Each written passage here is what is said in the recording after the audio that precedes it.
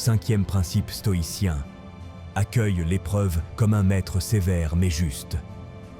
La vie n'accorde pas toujours des chemins lisses et faciles. Elle préfère les sentiers escarpés, les tournants inattendus, les vents contraires. Non pas pour t'abattre, mais pour éprouver la trempe de ton âme. L'épreuve n'est pas ton ennemi, elle est un maître exigeant qui parle sans douceur, mais avec une justesse implacable. Chaque fois qu'elle se présente, elle t'invite à puiser dans ce que tu crois ne pas avoir encore développé.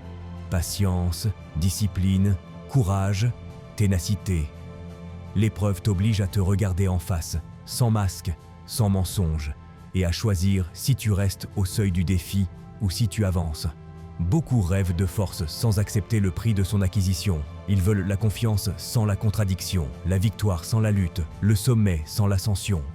Mais c'est précisément dans la confrontation que se forge l'assurance. C'est dans la résistance que se forme la stabilité intérieure. On ne découvre jamais vraiment sa valeur tant qu'on n'a pas été éprouvé. Les moments difficiles sont donc des occasions déguisées. Ils te montrent où tu faiblis, mais surtout où tu peux grandir. Ils te poussent au-delà du confort pour t'amener vers un territoire que seule la persévérance permet d'atteindre. À chaque fois que tu traverses une tempête, tu reviens plus solide, plus lucide, plus capable d'affronter la suivante. La difficulté n'est pas une barrière, c'est un passage initiatique. Et rappelle-toi que l'épreuve te traite toujours avec équité. Elle te donne exactement ce qu'il faut pour te fortifier, jamais pour t'écraser.